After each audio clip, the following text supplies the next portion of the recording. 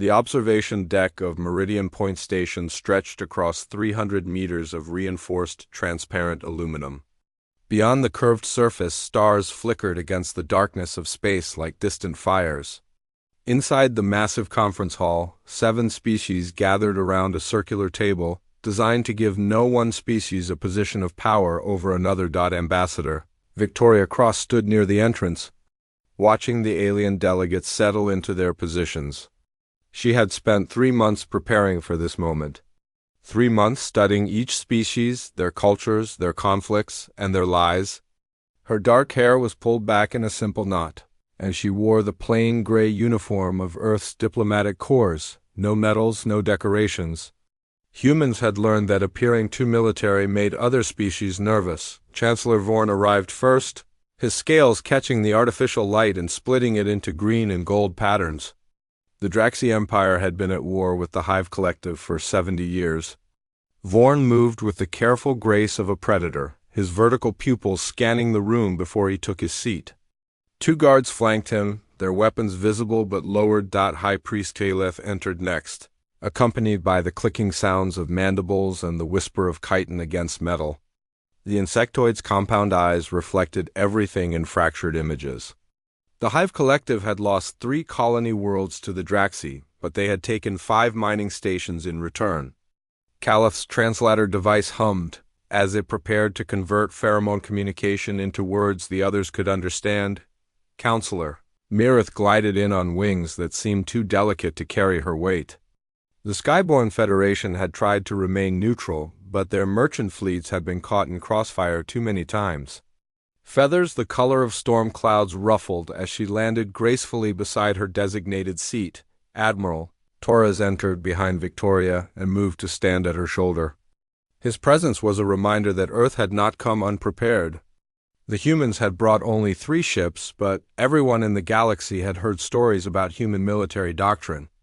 They fought wars the way others played games of strategy, with patience and brutal efficiency. Senator Thane materialized last, his crystalline body refracting light into rainbow patterns across the walls. The Luminar Kingdom claimed to want peace, but their weapons factories had tripled production in the last decade. Thane's voice resonated like wind through caves when he spoke. Emissary Krath arrived through a specialized entrance, floating in a sphere of water held together by force fields. The Deepwater Collective rarely left their ocean worlds, but the war had disrupted trade routes that fed their populations. Krath's tentacles moved in patterns that Victoria had learned to read as signs of stress. General Brack, representing the Terragard Protectorate, took his position with the heavy footfalls of his armored species. His kind had evolved on a high-gravity world, and even here in standard gravity, each step sounded like a drumbeat. Victoria walked to the center of the circle. All eyes, compound and simple, biological and artificial, turned toward her. "Thank you for coming," she began. Her voice was calm, measured. "Earth has been asked to mediate this conflict because we have no stake in its outcome. We have no territorial claims in this sector. We have no historical grievances with any of you. We are here only to help you find peace." Chancellor Vorn's laugh was a sharp hiss. "Peace. The Hive takes our worlds and you speak of peace." "The Draxi murdered 12 million of my people," Calith responded, pheromones turning sharp and acidic even through the translator. "Do not speak to me of taking. Enough." Victoria's word cut through the building argument. "This war has cost all of you. 3 sectors are uninhabitable. Trade has collapsed. Younger species watch and learn that the galactic community settles disputes through violence. Is this the legacy you want?" Mirith's feathers smoothed. "What does Earth propose?" Victoria gestured, and a holographic display activated above the table. Star systems appeared in miniature, trade routes marked in blue, conflict zones in red. The red overwhelmed the blue. "Demilitarized zones here, here, and here," Victoria explained, pointing to key systems. "Neutral trade stations administered by a joint council. Reparations paid not in territory but in resources and technology sharing. A gradual withdrawal of forces over 18 months. Monitored by independent observers. The Hive will never withdraw from the Kelter system," Callus stated flatly. The Kelter system is Draxi by ancient right, Vorn countered. Victoria had expected this. Every proposal had a sticking point. She opened her mouth to respond when her wrist display vibrated once, twice, 3 times in a specific pattern. Admiral Torres stiffened beside her. His hand moved to his own display, checking a message that Victoria could not see but knew had arrived. Around the table, every human in the room received the same signal. Lieutenant Park, standing near the door, went pale. Director Hammond, observing from the upper gallery, closed her eyes for a long moment. Victoria's expression changed. The diplomatic warmth drained from her face, replaced by something harder. Something calculated. She looked at the holographic display, at the maps and proposals she had spent months developing, and saw them differently now. Continue, Counselor Mirith urged. You were saying about the Kelter system? Victoria did not continue. Instead, she reached up and dismissed the holographic display with a wave of her hand. The star systems vanished, leaving only the aliens staring at empty air. Ambassador Cross? Senator Thane's crystalline voice held confusion. Victoria looked at each alien delegate in turn. Her gaze lingered on Vorn, then moved to Calith, to Thane, to Mirith. She said nothing, but her silence carried more weight than words. What is happening? Emissary Krath asked, tentacles coiling with agitation. Admiral Torres stepped forward, speaking quietly into Victoria's ear. The other humans in the room began moving toward the exits, their movements coordinated and purposeful. They were not running, but they were definitely leaving. General Brack rose from his seat, armor clanking. Explain this behavior. Victoria finally spoke, and her voice had changed. Gone was the warm mediator. In her place stood something else. This summit is concluded. The words fell like stones into water, sending ripples of shock through the assembly. Concluded? Vorn's scales flared with agitation. We have barely begun. You cannot simply leave, Caliph protested, mandibles clicking rapidly. Victoria turned toward the exit. Admiral Torres and the other humans fell into formation around her. They moved with military precision now, the diplomatic facade completely dropped. Wait. Mirith launched herself into the air, wings spreading. Please, you must explain. Victoria paused at the doorway.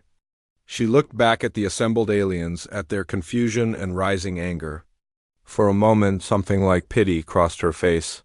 We were operating under false assumptions, she said. About this conflict. About all of you. What assumptions?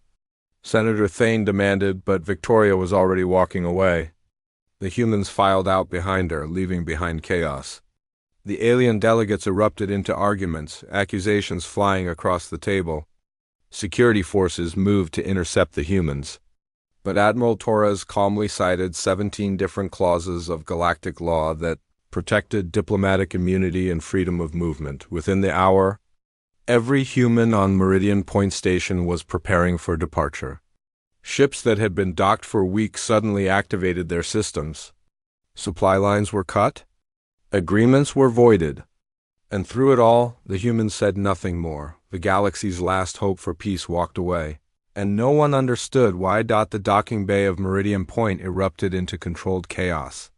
Human personnel moved through the corridors with practiced efficiency, carrying equipment and data cores toward their ships. Alien security forces watched helplessly, their weapons lowered but their confusion evident in every gesture and stance. Chancellor Vorn stormed through the station, his guards struggling to keep pace. He found Victoria Cross overseeing the loading of the last human transport vessel. Her gray uniform was now accompanied by a sidearm, something she had not worn during the negotiations. You owe us an explanation, Vorn hissed. His scales darkening with anger. Victoria continued scanning a datapad, checking inventory lists. We owe you nothing, Chancellor. Earth came as mediators, not as servants. We are free to leave whenever we choose. This is sabotage. High Priest Calith arrived from another corridor, accompanied by 3 hive warriors. Their carapaces gleamed under the station lights. You were paid to negotiate peace. We were invited, Admiral Torres corrected, stepping between Victoria and the aliens. There was no payment, no contract. Only a request that we chose to honor. Now we choose to leave. Counselor Mirith landed nearby, her talons scraping against the metal deck. At least tell us what changed. What did you discover? Victoria finally looked up from her datapad. Her eyes were hard, showing none of the diplomatic warmth that had characterized her during the summit. We discovered that this war is not what you claimed it to be. What does that mean? Senator Thane had arrived as well, his crystalline form catching and bending the light into sharp angles. The corridor was becoming crowded with alien delegates, all desperate for answers. It means exactly what it sounds like, Victoria replied. She handed the datapad to a junior officer and turned to face the assembled aliens fully. We came here believing we're mediating a genuine conflict. We are no longer operating under that assumption. Emissary Craft's water sphere maneuvered closer, tentacles pressing against the force field barrier. You speak in riddles. The deaths are real. The destroyed worlds are real. How can you say the war is not genuine? I did not say it was not genuine, Victoria corrected. I said it was not what you claimed. General Brack pushed through the crowd, his massive frame forcing smaller species aside. Speak plainly, human. Your word games insult us? Victoria's expression did not change. Very well, plain words. We were investigating the conflict's origins as any good mediator would. We examined communication records, trade data, military deployments, and resource allocations. What we found did not match what you told us. You had no authorization to investigate beyond what we provided, Vorn protested. And there it is, Admiral Torres said quietly. You are angry that we looked beyond your prepared statements. That should tell you something, Chancellor. A new voice cut through the tension. Let them go. Director Elise Hammond emerged from a side passage. She wore the black uniform of Earth's intelligence service, no longer concealing her role. Her presence made several aliens step back instinctively. Human intelligence officers had a reputation. Director Hammond, Mirith said carefully. You were introduced as a cultural attach. I am many things, Hammond replied. Right now, I am the person telling you that preventing our departure would be an act of war. Is that what you want? The aliens exchanged glances. The threat was clear, but so was their desperation. Please, Emissary Krath said, and the word carried genuine emotion even through the translator. We need your help. Whatever you think you found, it can be explained. Misunderstandings happen. Victoria's expression softened slightly. That is the first honest thing any of you have said since we arrived. She walked past the aliens toward the transport ship. Its boarding ramp was lowering and human personnel were filing inside. Victoria paused at the base of the ramp. You have 72 hours, she said. For what? Senator Thane asked. Use them wisely. Victoria started up the ramp. That is not an answer. Vorn shouted. Victoria stopped halfway up the ramp and turned back. The lighting from inside the ship cast her face in shadow, making her expression unreadable. We know what you are hiding, she said. All of you. We know what this war really is. Then she was gone, disappearing into the transport. The ramp began to rise, sealing shut with a hiss of pressurizing air.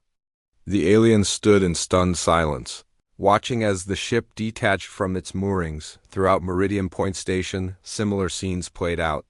Every human vessel was departing. The small fleet that had arrived 3 months ago was leaving as one coordinated unit.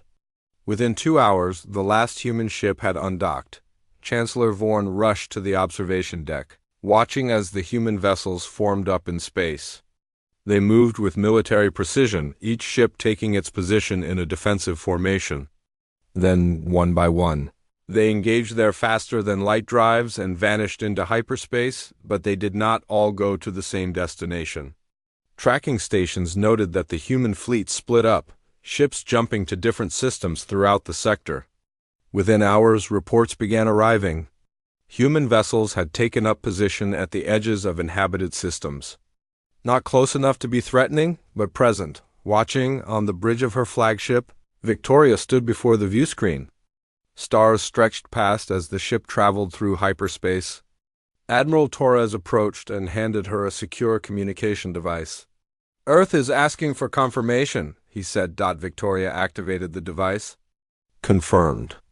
The war is artificial.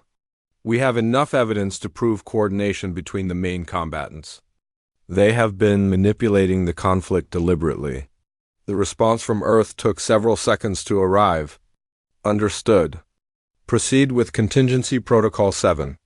Victoria closed the communication and looked at Torres. "How many developing civilizations are monitoring this sector?" 17 at last count, Torres replied. "All of them are watching to see how galactic conflicts are resolved before they commit to joining the community. And now they are watching how the community reacts when the mediators walk away." Victoria allowed herself a small smile. "The pressure is mounting. Let us see which of our alien friends breaks first." Back on Meridian Point, the alien delegates gathered in a private chamber, away from subordinates and recording devices. For the first time since the summit began, they spoke without the careful diplomacy of public discourse. "They know," Calith said simply. "They cannot know everything," Vorn argued. But his scales had paled to a sickly gray color. "They know enough," Mirith countered. "The question is what they will do with that knowledge." Senator Thane's crystalline body seemed to dim.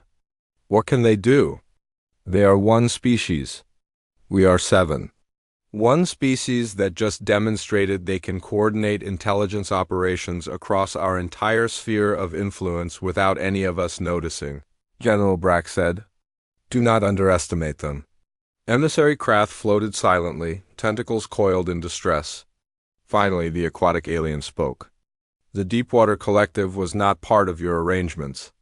My people truly sought peace." The other delegates said nothing, which was answer enough. A communication arrived then, transmitted on open channels that anyone with basic receivers could access. It was not a message. It was a data dump. Millions of files, intercepted communications, meeting recordings, financial transactions showing payments between supposed enemies, records of coordinated military strikes designed to look like escalations, but carefully calculated to avoid truly strategic targets. The evidence was overwhelming. The war had been real in its casualties and destruction, but false in its foundations.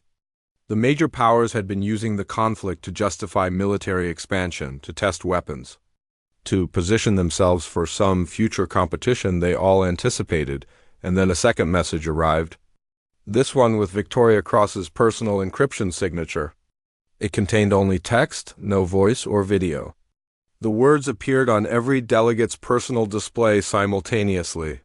"Continue your war if you wish. Humanity is withdrawing from this sector. We will be informing the 17 developing civilizations currently monitoring this conflict about what we have found.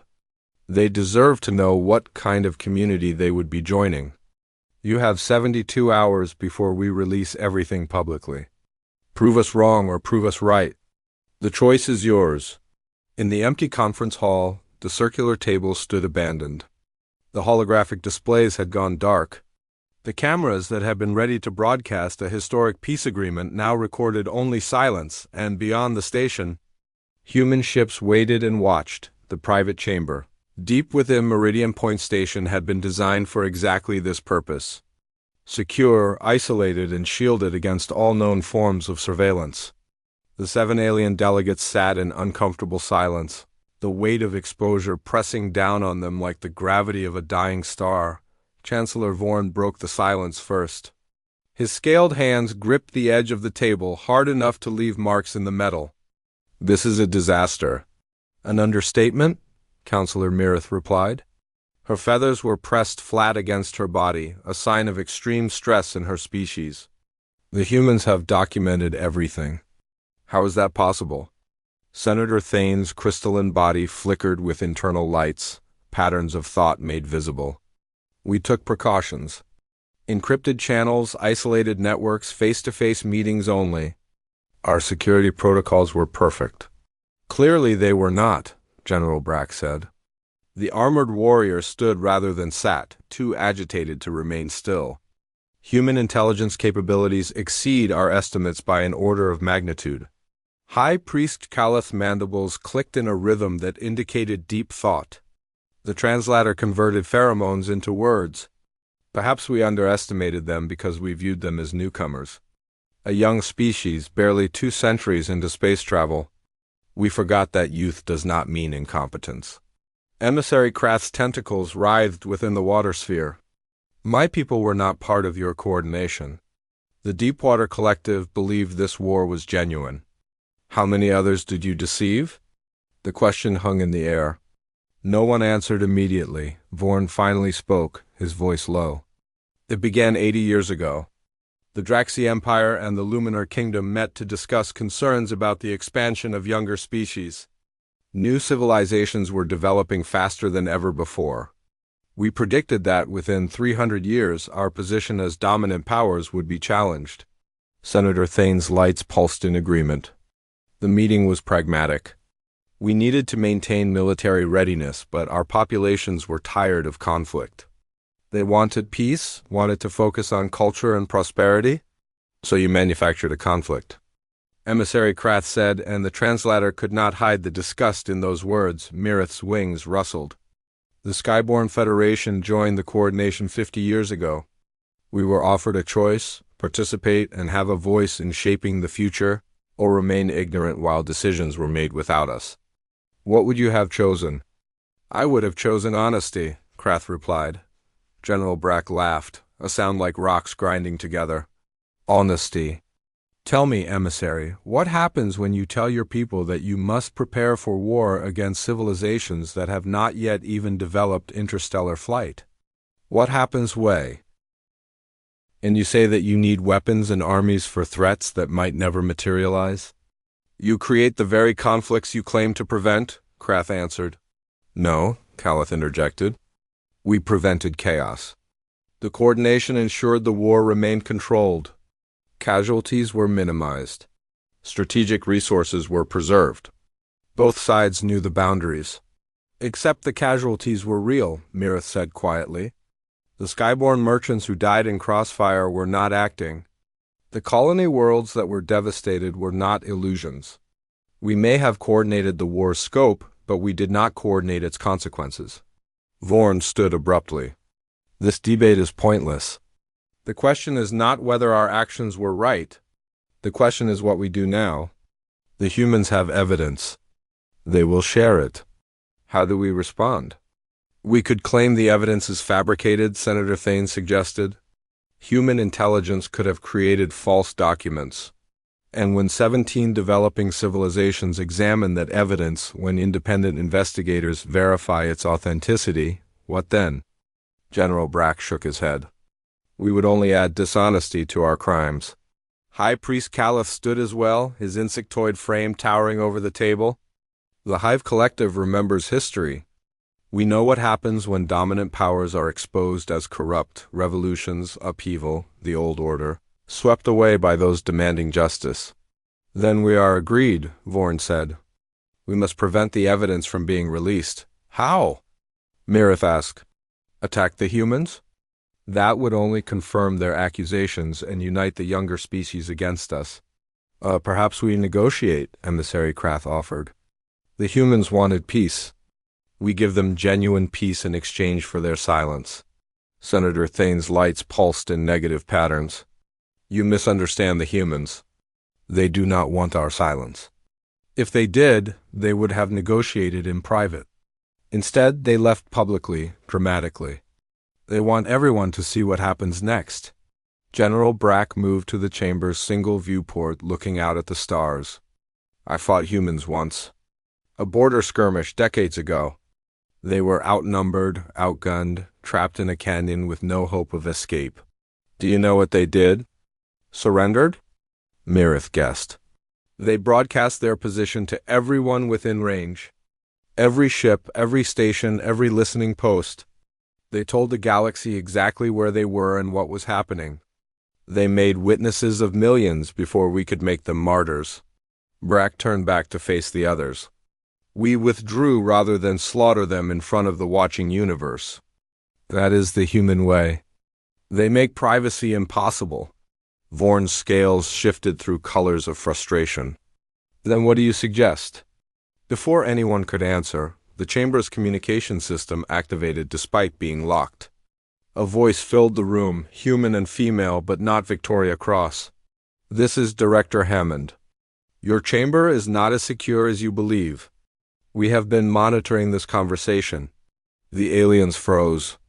Calip's warriors moved toward the door, but it was already sealed. Remain calm. Hammond's voice continued. We mean no harm. Consider this a demonstration. You hide from your populations, from the younger species, from anyone who might judge your actions, but you cannot hide from us. That is the reality you must accept. This is an act of war, Vorn snarled. No, Chancellor. This is an education. War would be us releasing the evidence immediately. War would be us sharing your current conversation with those 17 developing civilizations. War would be us ensuring that your names become synonymous with betrayal for the next 1,000 years. Mirith's voice was steady despite her obvious fear. What do you want? We want you to understand something. You orchestrated this war because you feared the future. You feared what would happen when younger species became powerful enough to challenge you. So you created a controlled conflict to justify eternal military readiness. Hammond paused. You were preparing for war with humanity, were you not? The silence that followed was answer enough. Here is what you failed to understand about humans, Hammond continued. We did not become a spacefaring species because we were the strongest or the smartest. We became spacefaring because we learned to see patterns. We learned to find truth hidden beneath layers of deception. We spent 10,000 years lying to each other, manipulating each other, waging false wars and real ones. We became experts in recognizing what you are doing because we did it to ourselves for millennia. Senator Thane found his voice. So you judge us? You claim moral superiority? No, we claim experience. We know where this path leads because we walked it. We know what happens when the powerful manipulate conflicts for strategic advantage. We know the cost. Hammond's voice softened slightly. We also know how to stop. That is why we left. Not because we judge you, but because we refuse to be part of it. The evidence, Callis said. You will release it? In 72 hours, yes. Unless something changes, what could change? Emissary Krath asked. That, Hammond replied, is entirely up to you. The communication cut off, leaving the aliens alone again with their thoughts and their fears. But now they knew they were not truly alone. Human eyes and ears were everywhere, watching, listening, and waiting. Chancellor Vorn sat down heavily. His scales had gone almost white, a sign of complete submission in his species. She is right.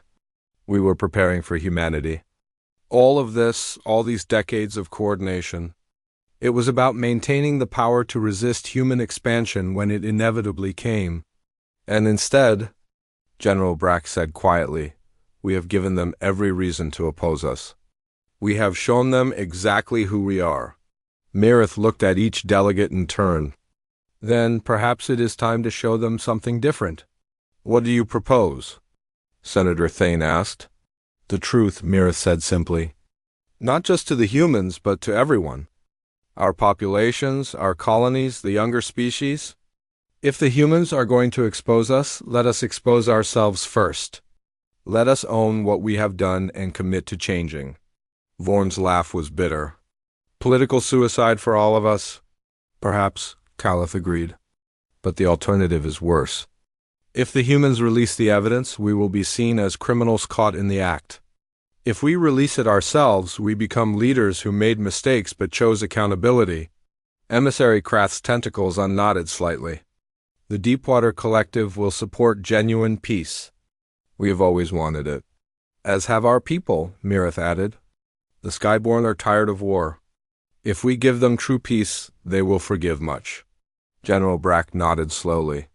The Terragard Protectorate values honor above all?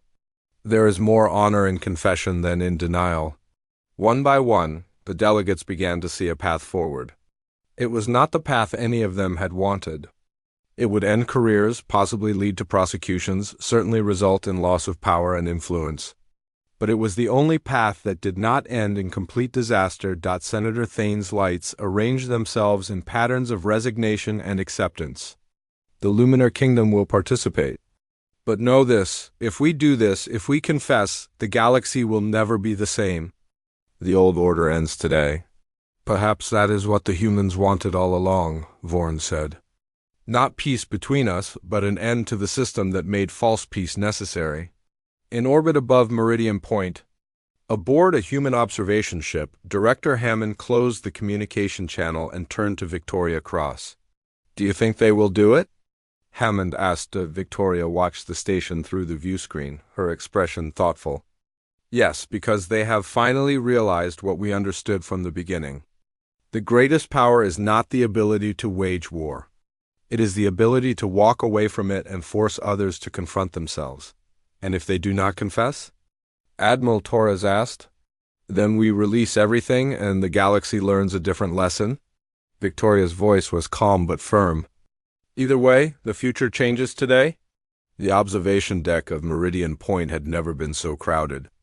Representatives from dozens of species pressed against the transparent aluminum walls, watching as news networks positioned their broadcast vessels in optimal viewing positions.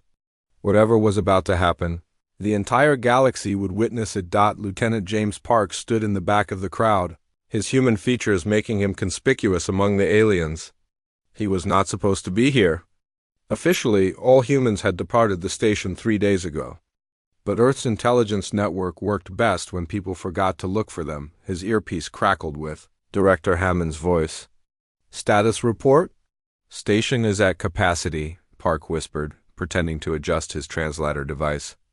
Every major news network in the sector has crews here. The younger civilizations have sent observers. This is bigger than the original peace summit. Good, the more witnesses, the better. On the main view screen, Chancellor Vorn appeared. His scales had regained their color, but his posture showed the weight of what he was about to do. Behind him stood High Priest Caliph, Counselor Mirith, Senator Thane, and General Brack. Emissary Krath floated in her sphere to one side. People of the Draxi Empire. Vorn began, his voice steady despite visible trembling in his hands. People of the galaxy, I come before you today to confess. The crowd in the observation deck went silent. Park felt the shift in atmosphere immediately. This was not the tone of a political speech. This was something raw. 70 years ago, the war between the Draxi Empire and the Hive Collective began with what we told you was an unprovoked attack on our mining colony in the Helios system. That was a lie. Gasps rippled through the crowd. Several aliens moved closer to the view screen. As if proximity would help them understand what they were hearing, the attack was coordinated, planned, the Draxi Empire and the Luminar Kingdom, with later participation from other powers, orchestrated the beginning of this conflict. We did this not because we hated each other, but because we feared the future. High Priest Caliph stepped forward. The insectoid's mandibles moved slowly, deliberately. The Hive Collective participated in this deception. We allowed our people to believe they fought for survival, when in truth they fought to maintain our position in a changing galaxy. 12 million of my people died. They died for a lie. Park activated his recording device, capturing every word, every gesture. This footage would be analyzed by human intelligence for decades. Counselor Mirith's voice carried the musical quality of her species, but it was strained with emotion. The Skyborn Federation joined this coordination 50 years ago. We told ourselves we had no choice, that we needed to participate to protect our interests. We were wrong.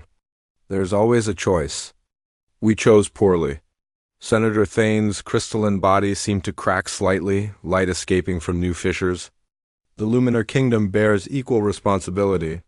We helped design the structure of this false conflict. We calculated acceptable casualty rates. We treated war as a political tool rather than a tragedy. We were wrong. General Brack spoke last of the original conspirators. The Terragard Protectorate values honor above all else. There is no honor in what we did. Our warriors believe they fought for protection of our people. They fought instead for the ambitions of their leaders. I take full responsibility for my role in this betrayal. Emissary Krath moved forward in her water sphere. The Deepwater Collective was not part of the coordination. We learned of it only through human investigation. But we stand with these species now as they seek redemption. Peace is possible only through truth. The view screen split into multiple images, showing reactions from across the galaxy. On the Draxi homeworld, crowds gathered in city centers, their expressions shifting from shock to rage. In the Hive territory, workers abandoned their posts to watch the confession on every available screen.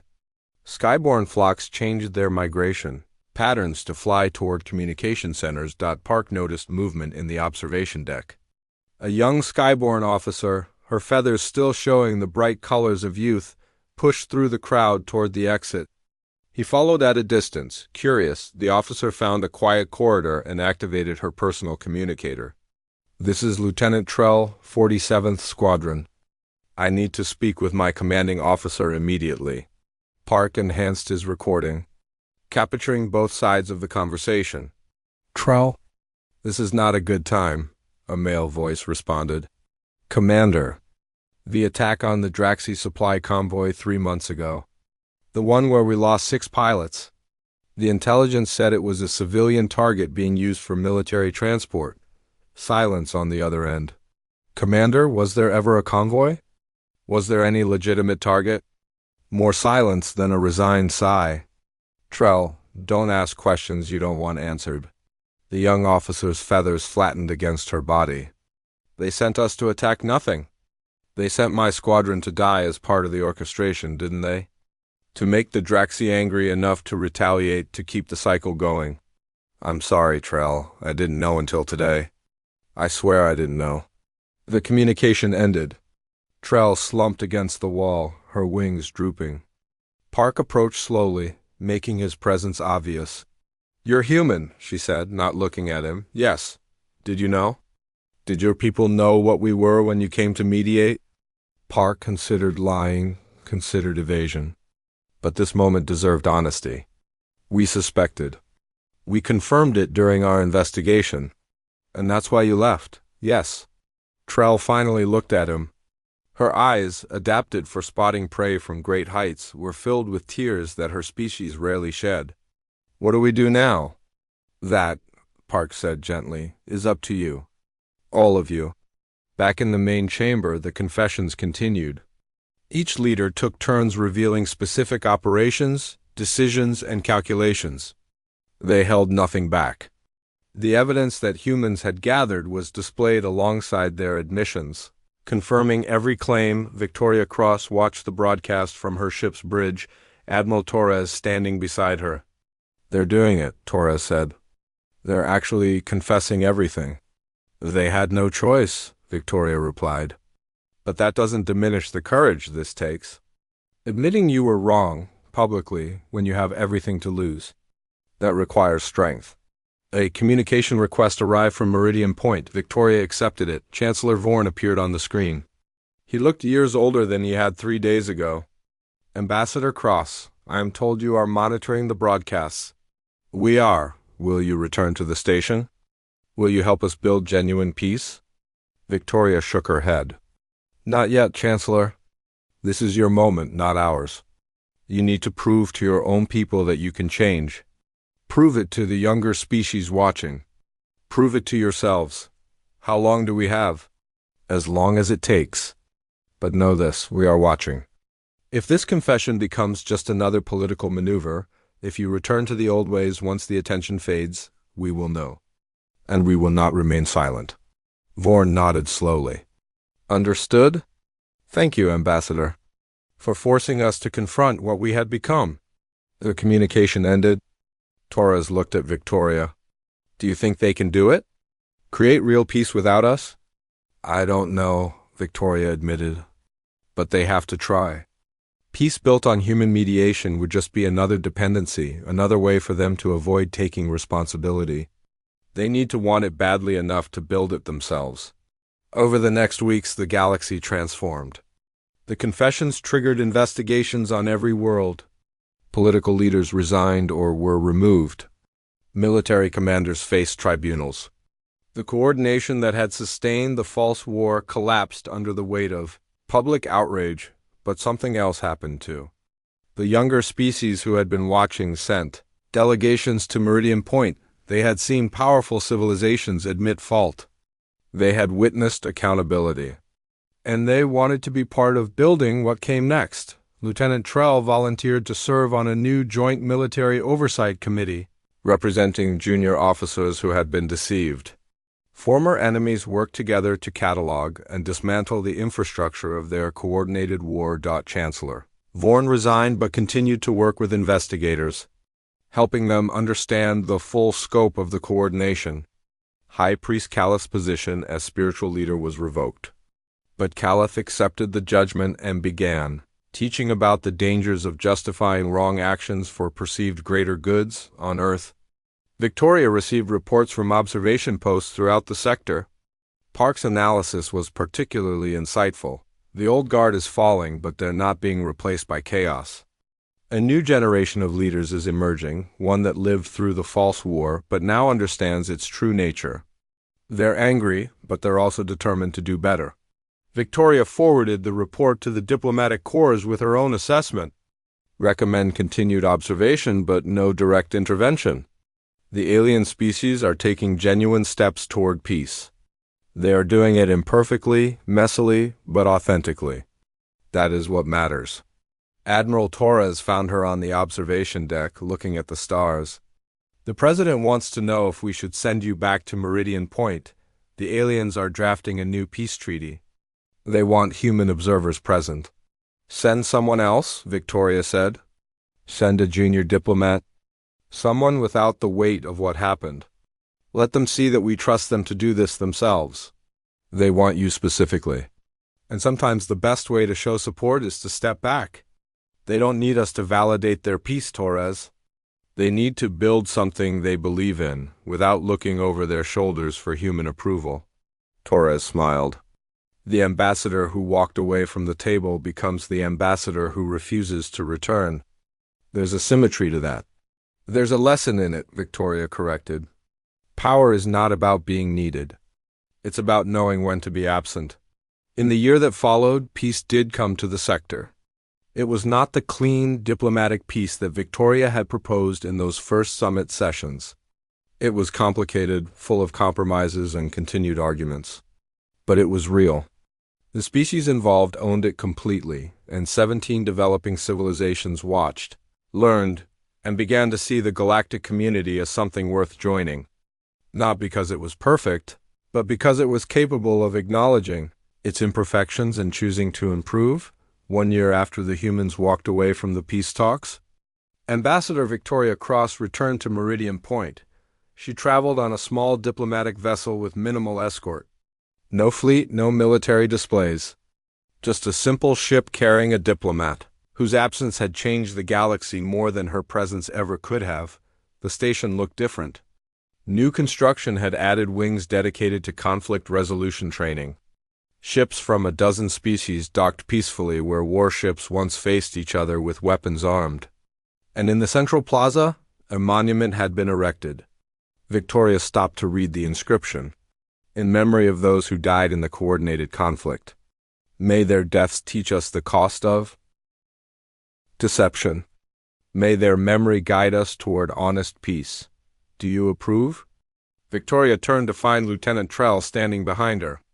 The young Skyborn officer wore a new uniform, one bearing the insignia of the Joint Peacekeeping Initiative. Her feathers had matured to the darker colors of an adult, but her eyes retained the intensity Victoria remembered. It's honest, Victoria said. That's more important than approval. The species who erected it argued for weeks about the wording. Some wanted to call it a war memorial. Others wanted to emphasize the tragedy without acknowledging the coordination.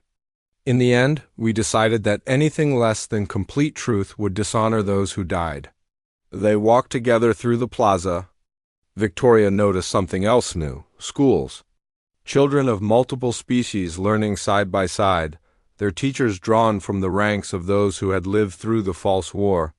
"You're teaching them early," Victoria observed. "We have to. The old generation built a system of lies. If we don't teach the new generation differently, they'll repeat our mistakes." Trell gestured toward a classroom visible through transparent walls. "They learn history, but they also learn critical thinking, how to question authority, how to recognize manipulation, how to demand truth from their leaders." "And your leaders allow this?" Trell's feathers ruffled with what Victoria had learned was amusement. "The leaders who would have opposed it are gone. The new ones understand that educated populations are harder to deceive. That's not a flaw anymore. It's the foundation of the new system." They reached the conference hall where the original summit had taken place. The circular table remained, but its surface now displayed the names of every person who had died in the coordinated conflict. Millions of names, scrolling endlessly. Chancellor Vorn waited inside, along with the other former leaders who had confessed their roles.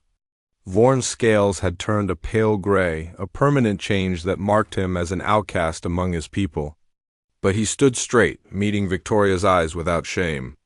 "Ambassador Cross, thank you for returning. You asked me to witness the final treaty signing. I'm here to observe, nothing more." High Priest Calith clicked forward. The insectoid's carapace bore scars now, marks of penance that hive culture demanded for those who led others into false beliefs. "We do not ask you to participate, only to see what we have built in your absence." Counselor Mirith landed gracefully beside the table. Her wings had lost some feathers, stress markings that would take years to heal. "The treaty is ready. We have spent 12 months negotiating every clause, every word. 27 revisions, 40,000 hours of discussion. And it's still imperfect." "All treaties are imperfect," Victoria replied.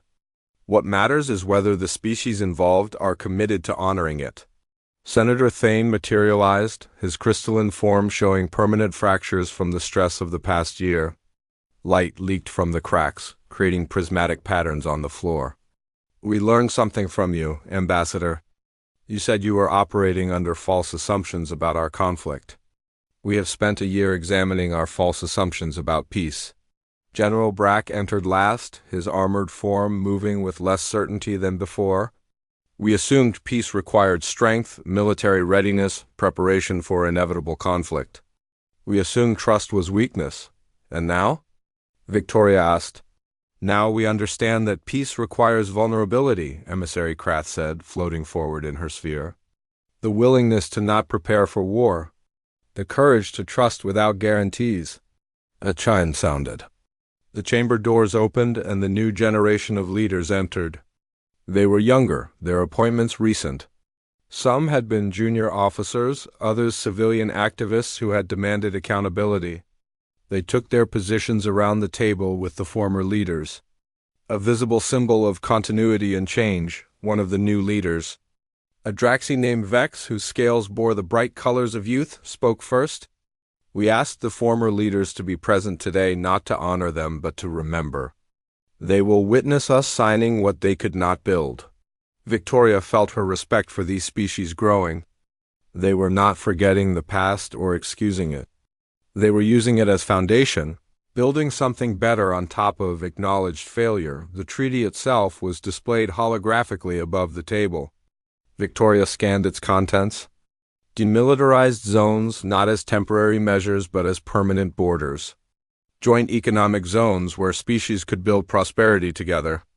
Educational exchanges, cultural programs, mechanisms for resolving disputes that did not involve military forces, and most importantly, a transparency clause.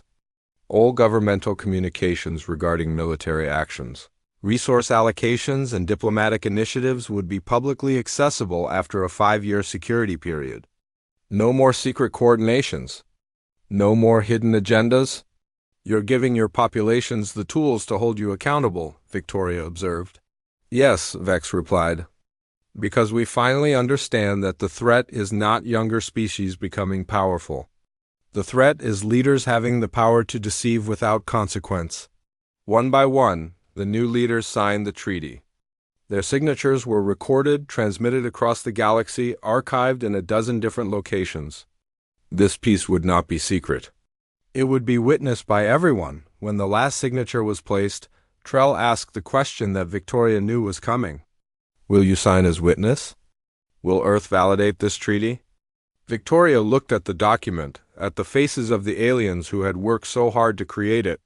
She thought about the 72 hours of terror she had given them, the public confessions they had made, the year of painful reconstruction they had endured. No, she said. The chamber went silent. Vorn's scales darkened with what might have been disappointment or understanding. This is your piece, Victoria continued. You built it without us. You negotiated it, compromised on it, committed to it. If I sign as witness, I make it partly ours. I make you dependent on human validation. That's not what you need. Then what do we need? Vex asked. You need to believe in it yourselves. You need to live it, honor it, and defend it not because humans are watching, but because you know it's right. Victoria stepped back from the table.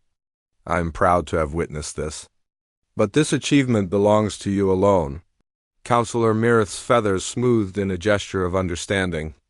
You're walking away again. I'm giving you what you truly need, the confidence to stand without us.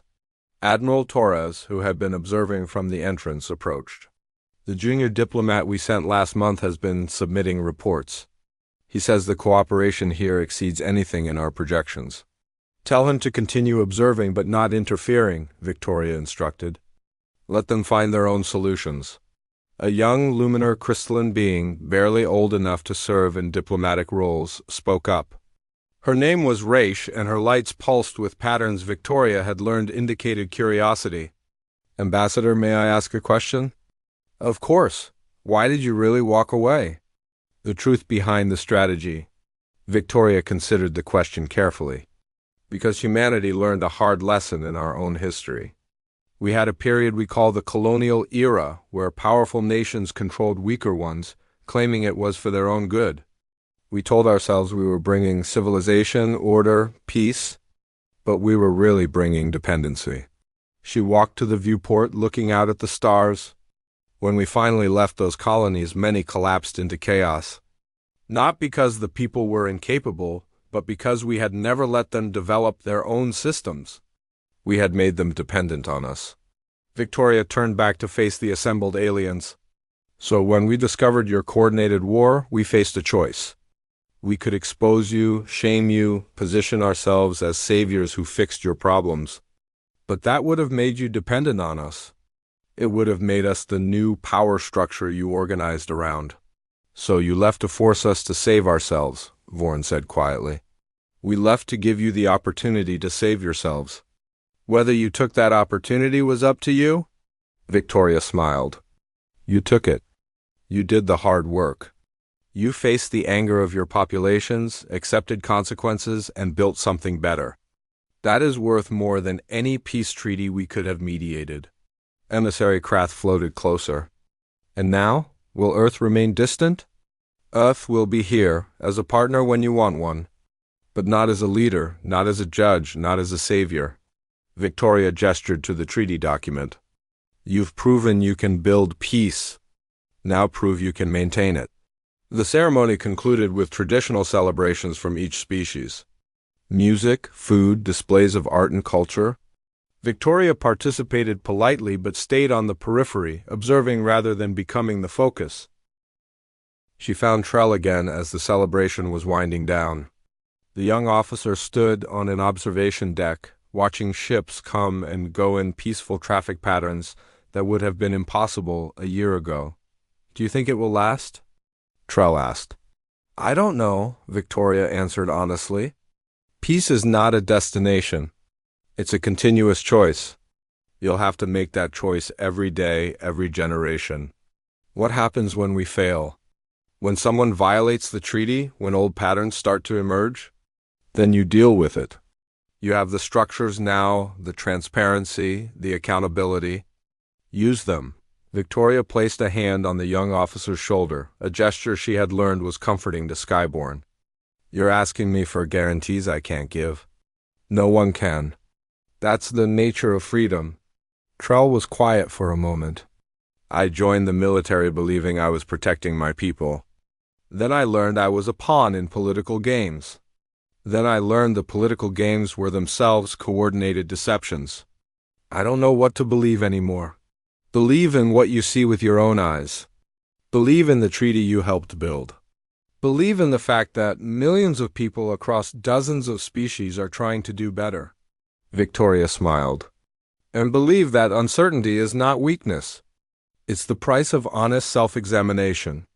As Victoria prepared to depart Meridian Point, Chancellor Vorn approached her one final time. His scales had regained some color, though they would never return to their original brightness. Ambassador, I need to know. When you walked away from the summit, when you gave us 72 hours, did you know we would confess? Did you calculate this outcome?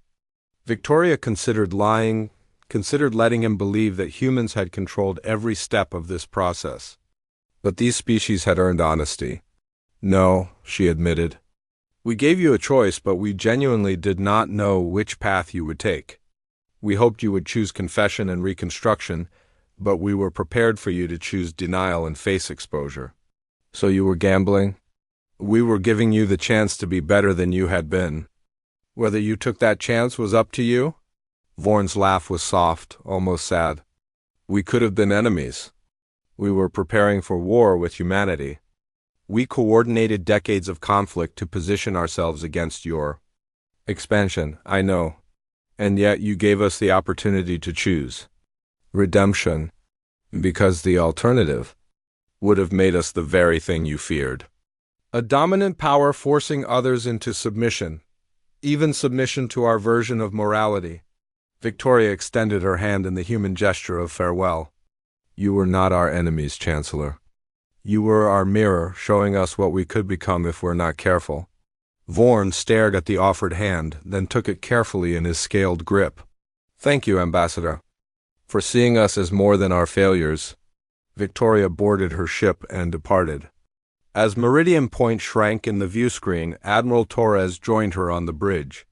Director Hammond is reporting that 3 more developing civilizations have applied to join the galactic community. They cite the reformed peace process as their reason. Good, they'll bring fresh perspectives. The President wants you back on Earth? There are a dozen new diplomatic situations requiring attention. Victoria nodded but kept watching the stars. Somewhere out there, the species she had walked away from were building their future. They would make mistakes. They would face crises. They would struggle with old prejudices and new challenges, but they would do it themselves. They would own their successes and their failures. And that ownership would make them stronger than any peace humanity could have imposed upon them. Set course for Earth, Victoria ordered. But maintain observation posts throughout the sector. Not to interfere, but to witness. These species have earned an audience for their achievement. As the ship engaged its faster-than-light drive, Victoria composed a report for the diplomatic corps. It would become required reading for every human diplomat for the next century. The greatest power we possess is not our military, our technology, or our intelligence capabilities. It is our willingness to walk away when our presence would prevent others from growing. Peace built on dependency is not peace. It is just another form of control. True peace requires that we give other species the space to succeed or fail on their own terms. Today, the galaxy is more peaceful not because humanity forced peace upon it, but because we refused to. We walked away. We gave species the terrible gift of freedom, the freedom to confront their own failures, to make their own choices, and to build their own future. This is the Meridian Doctrine. Use it wisely. Use it rarely. But when the time comes, have the courage to walk away. The transmission was sent.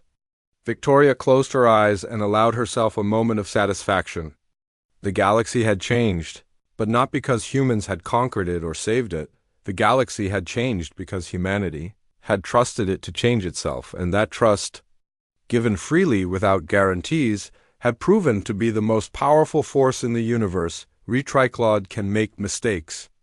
Please double-check responses.